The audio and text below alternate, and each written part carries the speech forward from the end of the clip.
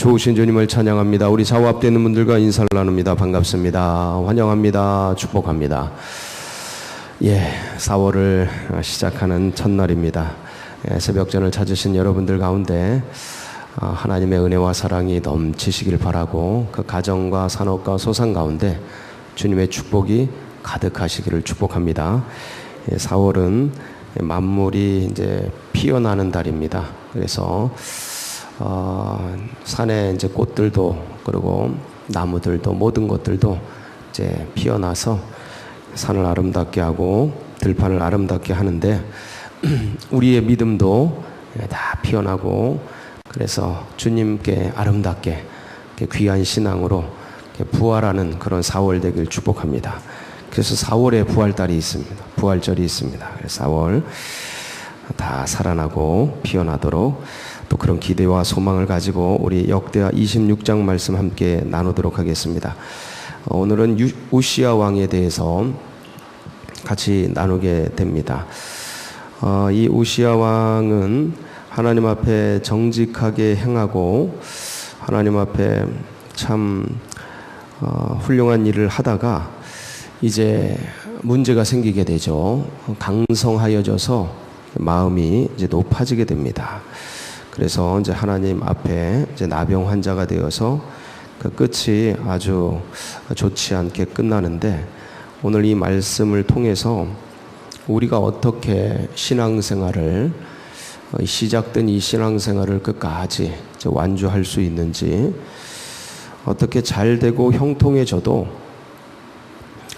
마음을 초지일관하여서 그 초심을 잘 붙들고 끝까지 달려갈 길을 달려갈 수 있는지, 왜 사람은 이렇게 중간에 잘 되면 이렇게 무너지고 넘어지는가, 그런 것들을 살펴보고 우리 또 대안을 얻는 그런 시간 되기를 바랍니다. 우시야 왕이 16살 때에 왕이 됩니다. 유다 왕으로서 이제 등극을 해서 아버지 아마샤를 대신해서 통치를 하게 되는데, 우시야가 왕이 되어서는 하나님 앞에 정직하게 행하게 됩니다. 4절 볼까요? 4절 보면 우시야가 그의 아버지 아마샤의 모든 행위대로 여호와 보시기에 어떻게 행합니까? 정직하게 행합니다. 정직하게 행하여서 열심히 통치를 해나가고 각종 건축 이런 것들을 이제 많이 합니다. 건축 경기가 살아나면 나라가 부강해집니다. 이 건축은 고대로부터 농업과 함께 가장 그 국가의 부국강병을 이루는 기초적인 산업입니다. 건축을 일으키면 산업이 다 살아나게 됩니다. 그래서 2절에 보면 우시야가 엘롯을 건축하여 유다에 돌렸더라. 그러면서 건축을 시작을 하죠. 그리고 이제 이 하나님 앞에서 정직하게 행함으로 모든 주위 사람들과 주위의 적군들과 싸워서 이제 승리를 하게 됩니다. 특별히 6절에 보면 우시야가 나가서 이제 전쟁터에 나간 거죠. 누구와 싸웁니까?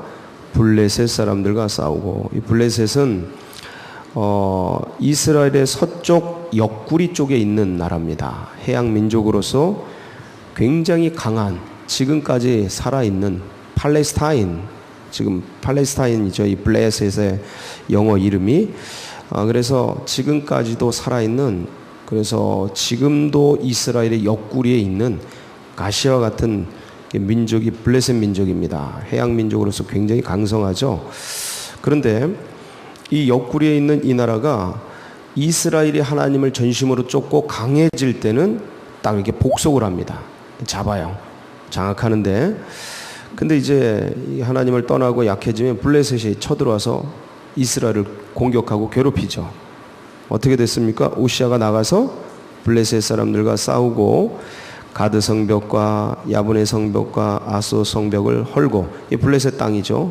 그것들 다 헐고 아소 땅과 블레셋 사람들 가운데 성읍을 건축하며 이스라엘 성읍을 건축한 거예요. 그 블레셋을 점령하고 통치하게 되는 거죠. 하나님이 그를 도우매 7절에 블레셋 사람들과 구르바알에 거주하는 아라비아 사람들, 아라비아는 이제 오른편이죠. 이스라엘 오른편 마온 사람들을 치게 하신지라. 양쪽에 있는 나라들을 전부 치게 하고, 그 다음에 8절 암몬 사람들인 이스라엘의 요르단 지역에 있는, 지금 요르단 지역에 있는 그런 민족입니다. 우시아에게 뭘 바쳐요? 조공을 바치매. 우시아가 매우 강성하여 이름이 애굽 변방까지 퍼졌더라. 강성해지고 강력해진 거예요. 그래서 이름이 애굽까지 나게 됩니다. 이렇게 우시아가 강해진 이유가 있죠. 하나님을 전심으로 찾습니다. 그래서 5절 볼까요? 5절 같이 한번 읽어봅니다. 시작. 하나님의 묵시를 밝히 하는 스가랴가 사는 날에 하나님을 찾았고 그가 여호와를 찾을 동안에는 하나님이 형통하게 하셨더라. 하나님의 묵시를 밝히 하는 스가랴, 그를 통해서 이제 하나님을 찾게 됩니다.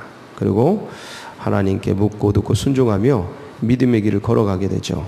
하나님을 찾을 동안 하나님이 형통하게 하셨죠. 이유는 하나님을 찾았다.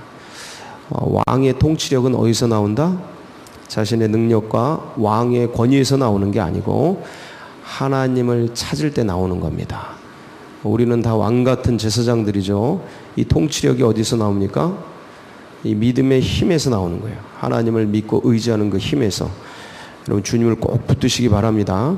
네, 세월이 흘러가고 세상이 번영할수록 하나님을 떠나게 됩니다. 믿음이 약해지게 돼요.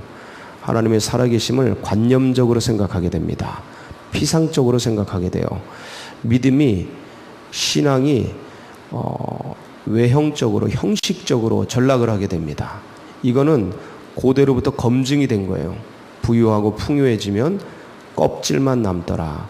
속의 알맹이들이 사라져요. 주님을 향한 그 본심들이 사라집니다. 껍데기만 남아요. 힘이 사라지는 거예요. 야성들이 없어지는 거죠. 잘 살게 되고 편안하게 되고 부유하게 되면 대부분이 그렇게 됩니다. 이거는 검증이 된 겁니다. 이건 영적인 과학이에요. 벗어나려면 어떻게 되나? 그렇게 되지 않으려면 어떻게 해야 되나? 이제 오늘 우시아가 우리들에게 좋은 교훈을 보여주고 있죠. 어쨌든 이렇게 주님을 전심으로 찾아서 주위의 나라들을 다 점령을 하고, 이게 거의 공식이에요, 공식. 딱 주님을 전심으로 찾을 때 아무리 약한 왕이라도 주위의 나라들을 전부 복속시켜요. 전부 다스려요.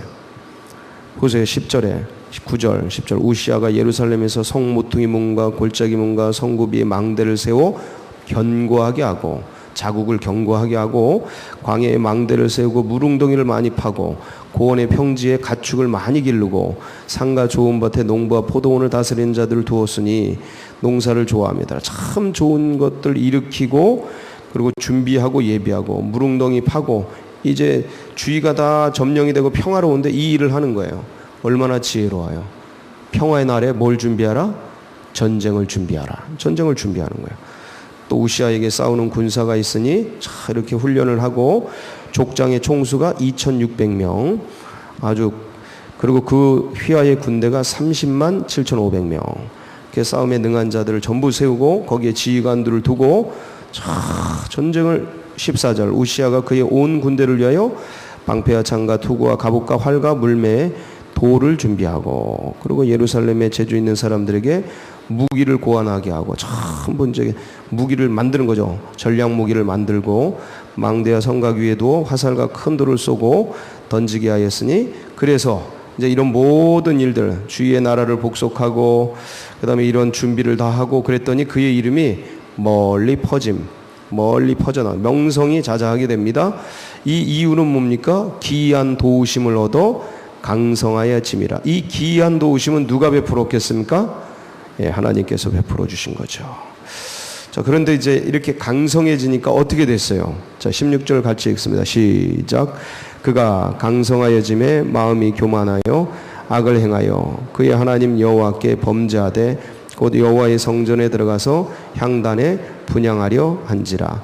강성해지고 축복받고 형통해지니까 마음이 어떻게 됐다고요? 교만해졌다고. 섰다고 하는 자요? 예, 넘어질까 조심하라. 이게 뭔가 힘이 있고 또 능력이 있고 뭐가 이쯤 하면 됐지 하는 그런 것들이 들어오면서 이제 마음이 높아진 거죠. 마음이 높아지면 뭐가 사라집니까? 분별력이 사라집니다. 분별력이 사라지면 내가 있어야 될 것과 없어야 될 것, 나아갈 때와 물러설 것, 멈춰야 될 것과 진군해야 될 것, 이런 것들을 구별하는 게 깨집니다. 나가지 말아야 되는데 나가게 되고, 뒤로 물러나가야 되는데 앞서 나가고, 빠져야 되는데 참여하고, 이렇게 됩니다. 여러분, 제사 드릴 때 왕은 뭐 해야 돼요? 제사장을 따라 제사를 드려야죠. 본인이 제사 드리는 거 아니죠. 제사를 드리려고 하는데 우시야 왕이 분향단을 짚고 이 제사를 드리려고 그러는 거예요. 제사는 누가 드립니까? 레위 지파가 드립니다. 우시야 왕은 무슨 지파입니까? 유다 지파입니다. 유다 지파. 유다 지파는 제사 드릴 수 없습니다. 아무리 왕이건 왕이 하렙이라도 일이 분간이 돼 있어요. 일이 분별이 돼 있다고요. 그러니까 이 분별이 돼 있는 게 말씀에 기록돼 있죠. 아론 계열 제사장들만 분향할 수 있습니다. 제사를 집전할 수가 있어요. 그러니까 이 우시야가 그 분별력을 상실해 버린 거예요. 잊어버린 거죠. 그래서 결국 화를 내면서 제사를 드리려다가 나병이 퍼져서 쫓겨나게 되고 평생 별궁에 살다 죽게 되죠. 여러분, 제사를 드리면 안 되는데 제사 드렸다가 예언자에게, 선지자에게 혼났던 왕 기억나시죠? 사울 기억나십니까? 사울은 무슨 지파죠? 베냐민 지파입니다. 베냐민 지파. 이스라엘의 초대 왕이죠. 근데 사무엘을 기다리다 안 오니까 본인이 제사를 드려버리죠. 그래가지고 사무엘이 늦게 와서 크게 책망을 하죠. 한번 볼까요? 사무엘상 13장 13절 14절인데 시작. 사무엘이 사울에게 이르되 왕이 망령되이 행하였도다. 왕이 하나님 여호와께서 왕에게 내리신 명령을 지키지 아니하였도다. 그리하였더라면 여호와께서 이스라엘 위에 왕의 나라를 영원히 세우셨을 것이거늘 지금은 왕의 나라가 길지 못할 것이라. 여호와께서 왕에게 명령하신 바를 왕이 지키지 아니하였으므로 여호와께서 그의 마음에 맞는 사람을 구하여 여호와께서 그를 그의 백성의 지도자로 삼으셨느니라 하고. 그러니까 전쟁은 코앞이고 제사는 드리고 예배는 드리고 출전을 해야 되는데 기다리는 사무엘이 오지 않으니까 이 사울이 제사 번제를 드려버린 거예요. 그 와가지고 이제 책망하는 거죠. 이게 결론이 이거예요. 왕이 하나님 말씀을 버렸으니 이 소리예요. 이거 참, 그러니까 이성적으로는 납득이 안 가죠. 이게 사무엘이 잘못하고 하고 늦게 와가지고는 대신 제사를 집전한 이 사울 왕을 책망하는 게, 이런 식으로 책망하는 게 이성적으로는 말이 안 돼요. 근데 전쟁에 참패를 해도 하나님 말씀이 우선입니다. 이걸 가리키는 거예요.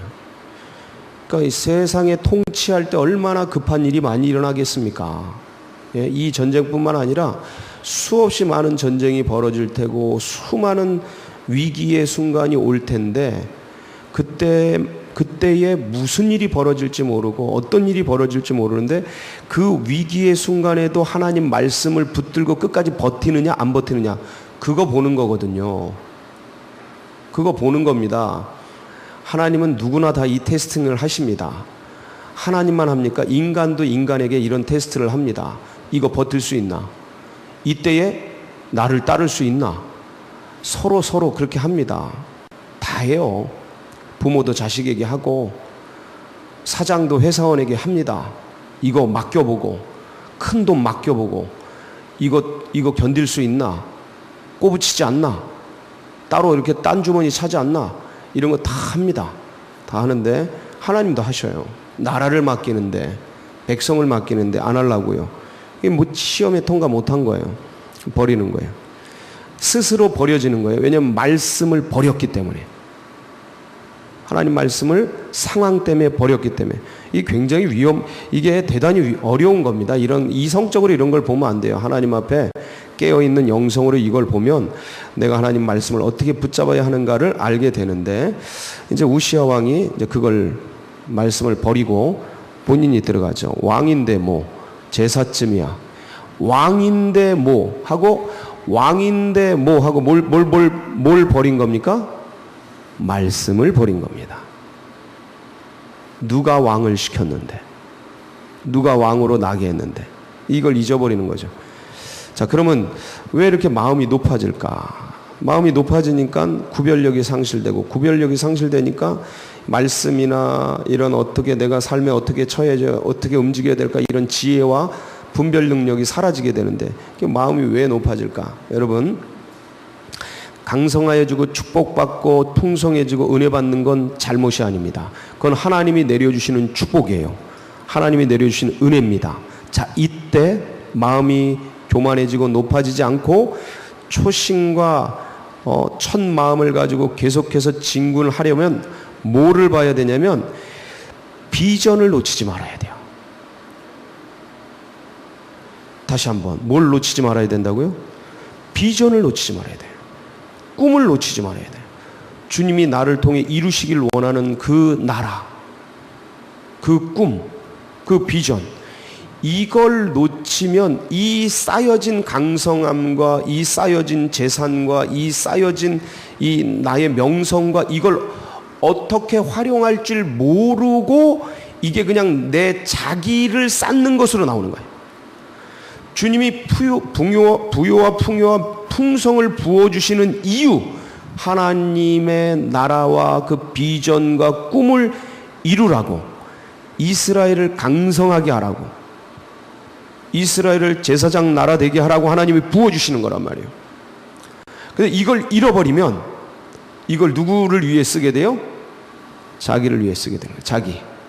먹고 마시고 나의 이 명성을 내가 어떤 사람인데 이걸 주장하고, 내가 어떤 사람인데 제사쯤이야, 이게 나오는 거예요.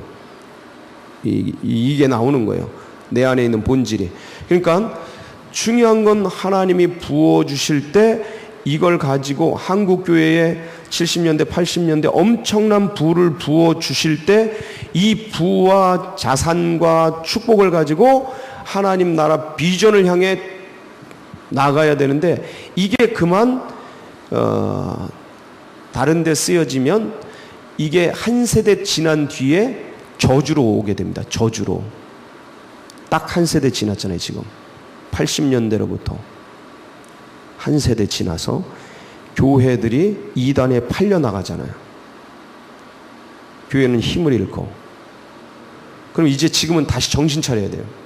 다시 정신 차려야 돼요. 이건 나라도 그렇고 교회도 그렇고 개인도 그렇습니다. 똑같은 원리입니다. 그러니까 내게 부유와 풍성을 부어주셨는데 이 부유와 풍성을 먹고 누리면, 그걸 내가 먹고 누리면, 거기에 빠져버리면 이 소리예요.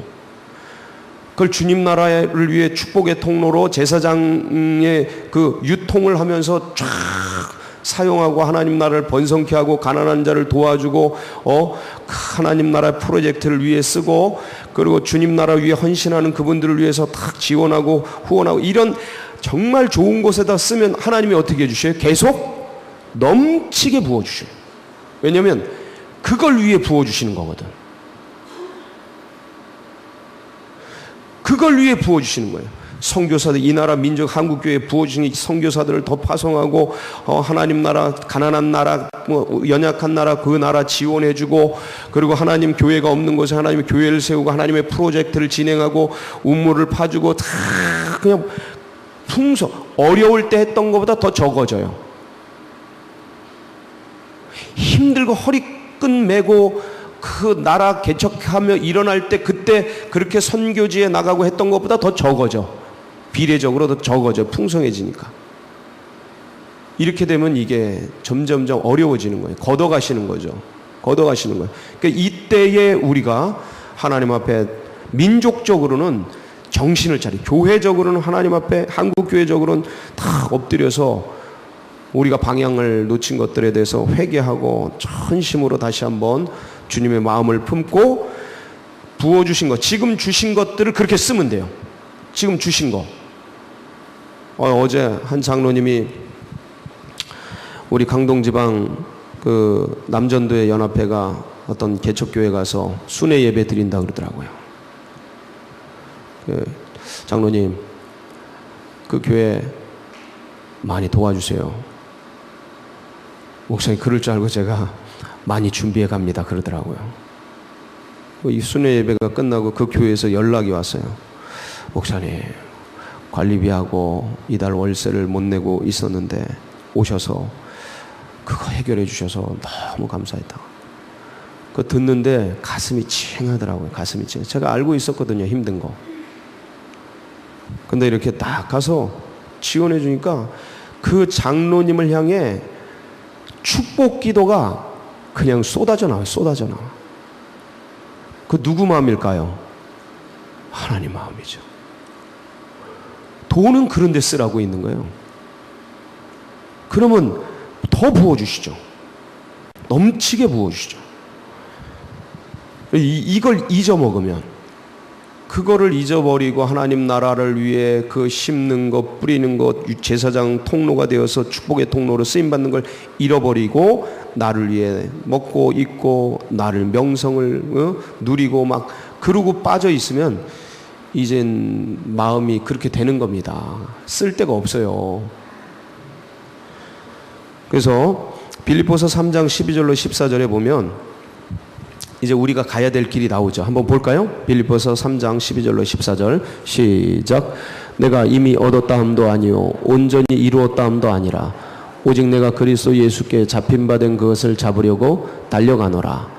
형제들아, 나는 아직 내가 잡은 줄로 여기지 아니하고 오직 한 일, 즉 뒤에 있는 것은 잊어버리고 앞에 있는 것을 잡으려고 둯대를 향하여 그리스도 예수 안에서 하나님이 위에서 부르신 부름의 상을 위하여 달려가노라. 이때 바울은 이미 거성이에요. 거성. 모든 걸 이룬 사람. 근데 싹 잃어버리고 앞에 있는 둯대를 향해 제2의 인생을 살겠다는 사명 선언서잖아요. 이게 저 비전이에요. 주님이 나를 부르신 부르심의 상을 향해, 둯대를 향해 달려가겠다. 여호수아 14장 12절에 갈렙이 나이 85세에 선언하는 내용이거든요. 이게 비전이죠. 시작. 그날에 여호와께서 말씀하신 이 산지를 지금 내게 주소서. 당신도 그날에 들으셨거니와 그곳에는 아낙 사람이 있고 그 성읍들은 크고 견고할지라도 여호와께서 나와 함께 하시면 내가 여호와께서 말씀하신 대로 그들을 쫓아내리이다 하니, 그날에 여호와께서 내게 말씀하신 그날의 그 비전, 그 꿈, 나이 85세도 안 녹는 거예요. 2인자예요. 2인자. 이스라엘 민족의 2인자.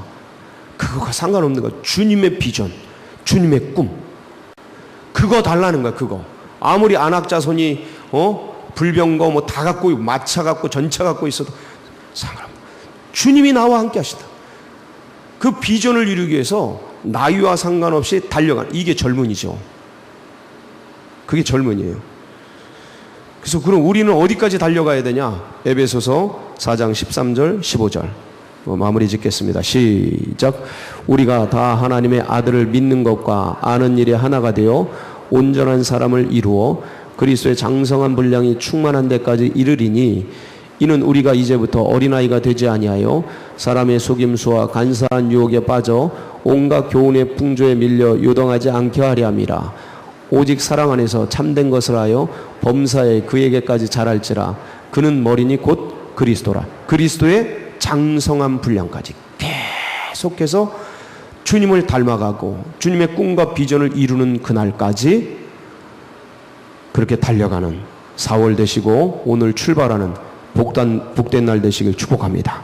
같이 기도하시겠습니다. 오늘 이제 사순절 23일째입니다. 여러분 기억하시고요. 하루하루 기억하시고 부활절까지, 그리고 세시면서 부활 그날 기쁨으로 맞이하시고, 이 부활절에 우리 환우들 그분들이 다 일어났으면 좋겠어요. 여러분 위에서 기도해 주시고, 아픔 당하고 고통 당하고 또 어려움을 당하는 고난 받는 분들 이번에 다 일어나도록, 또 경제적으로 어려움을 당하는 분들 다 해결되도록 위에서 특별히 기도해 주시고, 그리고 장결자와 또 새롭게 전도되는 분들 이번 부활절에 다 오셔서 함께하는 예배 드리도록 마음 품고 부활절 행사 위해서 기도해 주시고, 여러분 이 나라 민족과 우리 서울제일교회 나아가는 앞길 길 위해서 또 여러분 각자의 중보 제목 붙들고 주여 한번 부르짖고 기도하며 나갑니다. 부르짖습니다. 주여